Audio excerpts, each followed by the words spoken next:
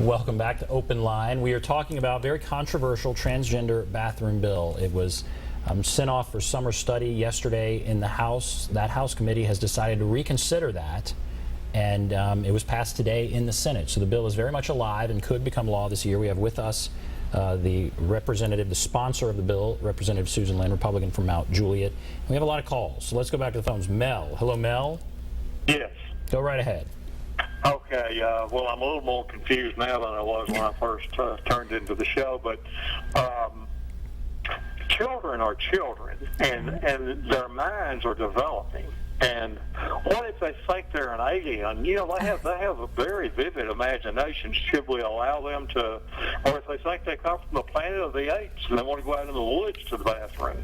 I mean, or they're bisexual. One day they're a woman, one day they're a man. They may feel these ways. I mean, we're allowing children to determine our legislature, our laws. This is, to me, it's just getting out of hand at some point. What if they want to go off to war when they're 10 years old? I mean, they're children, and until they reach the age of adulthood, I don't think they should be affecting the legislature. That's just my opinion. Okay. All right. Quick comment. I feel the exact same way. In fact, my husband tells me, don't tell the story, but I do tell the story. When our daughter was about almost 4 years old, she actually said that she wanted to be a bunny when she grew up. And it was adorable. I mean, she was a cute little girl, adorable. We'd even say to people, ask Gracie what she wants to be. She wants to be a bunny. As time went by, I realized, oh my goodness, she really thinks that she can be a bunny. So I literally sat her down and I said, Gracie, you can't be a bunny. You're a little girl. And little girls grow up to be little girls, and you can keep a bunny when you grow up, but you can't be a bunny. Unfortunately, not every parent does that, and it's news to me. I mean, I'm very surprised by all of this. And there are parents and there are children who are insisting, even though they're a boy, that they want to use the girls' room. That violates the constitutional rights of those girls in that girls' room, for that boy to go in there. There are girls who are insisting, even though they're a girl, that they want to use the boys' room. They are insisting that, and they're claiming that, you know, they have a right to use the boys' room, and they don't. That violates the constitutional rights of those boys in that boys' room. So what my bill says is that public schools shall require that a student use the student restroom or locker room facilities that are assigned for use by persons of the same sex as the sex indicated on the student's birth certificate. In other words, if you're a girl, you use the girls' room. If you're a boy, you use the boys' room.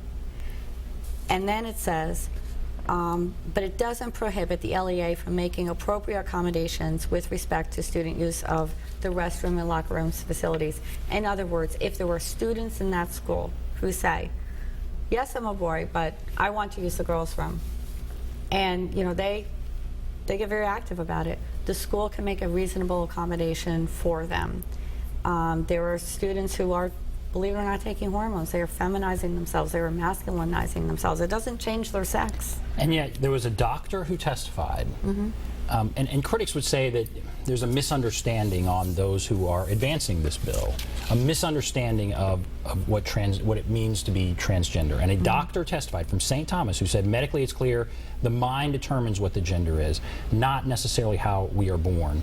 And so I think there is this disconnect. There is this disconnect where it's the cute story about the bunny. I think that would offend some people. That it's a much more serious, you know, deeper situation than that. Absolutely. And this is something that maybe they don't have say in. That is the medical argument. That's what this doctor said. You're born that way. It's what is the mind determines it, not the genitalia, is what he said.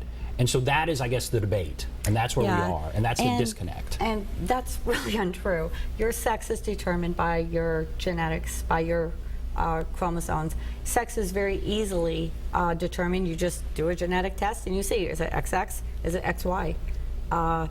That's all there is to it. That's how sex is determined. As people grow, early in life, late in life, you know, these days, some people are saying, well, you know, I feel like I'm something else, so therefore I deserve to use a public restroom that's whatever I feel like. And according to Title IX, no, you don't. According to Title IX, boys use the boys' room, girls use the girls' room, and that's determined by genetics. Let's get another call. Casey, hello, Casey. Yes. Go right ahead, Casey. I'll be brief, but I just really want to harp on the previous statement.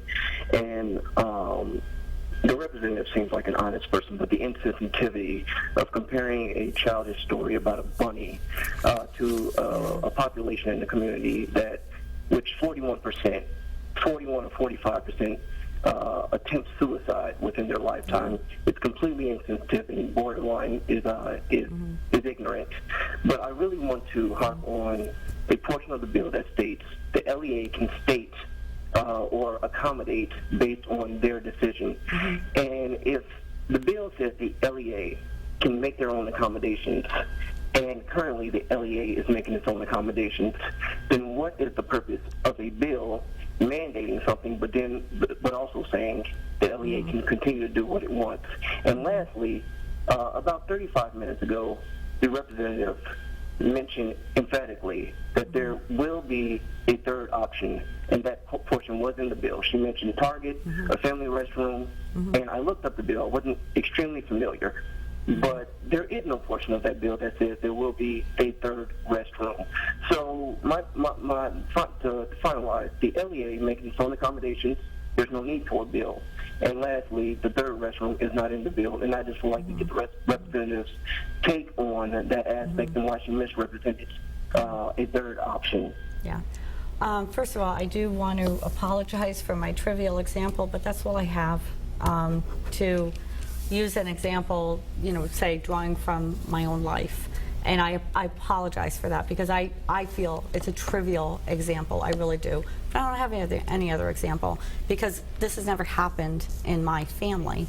Second of all, there's an amendment for the bill, and that is where that is.